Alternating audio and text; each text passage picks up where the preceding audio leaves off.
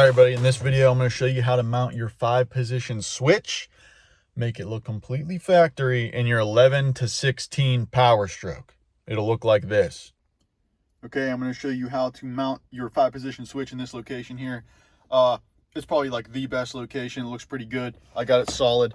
It's not going anywhere, and you have easy access from the driver wheel here, and it fits greatly with the rest of the dash and the whole setup in your Ford. So stay tuned for how to mount this. Okay, wanted to show you guys this. The only thing I really bought for this is I actually went online, Facebook Marketplace, and bought one of these 5-position switch kits. So it's pretty much the exact same switch that I have in there now, based on just what it looks like and what the switch looks like. And the only thing I needed from this was the 1 through 5 just kind of plate that shows you what number switch you're on. It looks like it's kind of a sticker here. Got some stickiness on the back. So my plan is I'm going to take this, put it on the switch, and have washers on either side, and put it right where this 12 volt is right here.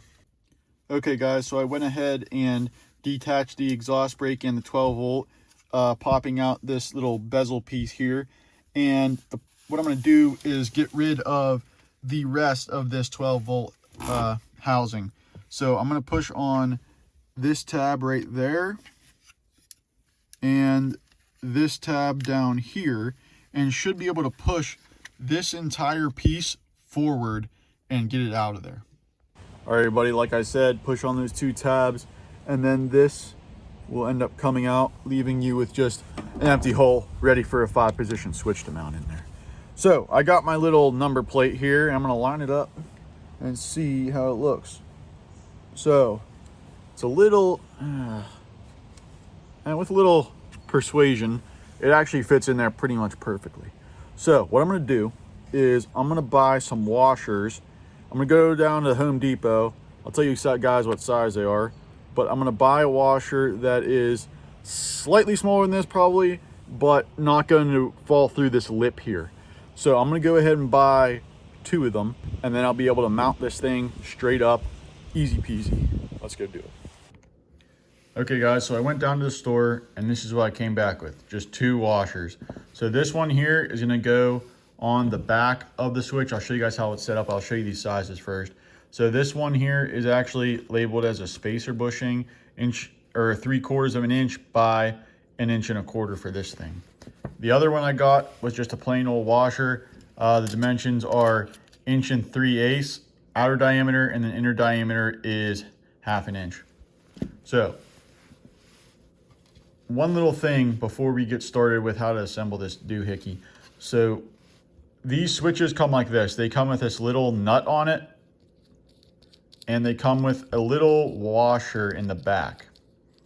And what you're going to do is you're going to leave both of these on how it just was, because this silver piece needs to be retained, because that little indent there you guys see right there, that dictates how many times the switch can switch. So if you have a 5-position switch, you're going to set it to 5. And if you don't have anything retaining it, the metal thing comes out. See? And then in there, I don't know if you can see, but in those little divots, you can barely be able to read it maybe, but there's different numbers, and that is what you're going to be set at. So I'm going to go ahead and make sure that this is on the 5 spot. You probably can't see those numbers too well, but you're going to have it on there, and then you're going to have these retaining it like I said. But in this case, I'm going to need 2 extra ones. So pretend like these are already on there for the example's sake. So the first thing you're going to do is take your washer, and you need to throw it over the entire thing there. Notice that bump. You need to make sure that that inner diameter is big enough to get around that, so you have as much free thread space as possible. So you're going to shove that from behind in here, and see how that washer is going to keep your switch from passing through that 12 volt space. So that's what you want. Then you're going to take your other washer, and what I'm going to do is I'm going to stick this on here onto this washer. You're going to throw that on top. As you see, that fits in there pretty much perfectly. You're going to line everything this is the numbers are going to end up being this way. I'm just doing this for an example. It's not really stuck on yet. Okay, then you're going to take your little washer from your switch, throw it on. You're going to throw your original nut back on. You're going to get it on like so, to where it starts to get tight. This is a 1/2 inch nut, so I just got my little socket here. I'm just going to tighten that up. And then you're going to take your knob. See that, how there's that screw popping out? That's just what's going to tighten it on to that knob there. So you're just going to slide it on, and you're going to take this little supplied Allen key, and you're going to tighten that screw there to hold your knob in place. Okay, so that is all you got to do. And now, as you see, once I tape that on, once I pull the stickiness off and tape it on, it won't move, but that's how it's going to be set up. Okay, just a reminder before you assemble everything, this is how your switch should look with the washer and nut already on it there, right here.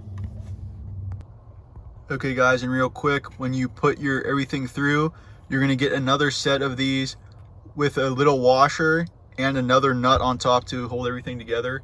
And by the way, I'll put the washers and nuts, there's a bag, little baggie you can get on Amazon. They're literally perfect size for this, so take a look at those in the description.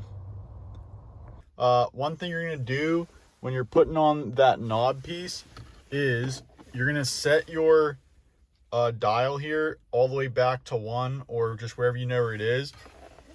Set it all the way back, and then as you see, there's that little knob that tells you what number you're on. So since you know your switch is supposed to be on 1, you're going to put it on, point it right at the 1, and then tighten that that little nut I was showing you before on the back with that little hex, with that little Allen key, and then you're good to go. Okay guys, there's a quick clip with the knob actually on. And as you can see, it won't turn that way. 2, 3, 4, 5, and then it should stop. Go ahead and connect your exhaust brake there on the left, and then you're good to put this whole assembly back into place. Boom, there you go. And there is our 5-position switch setup right there under where the 12 volt was, baby.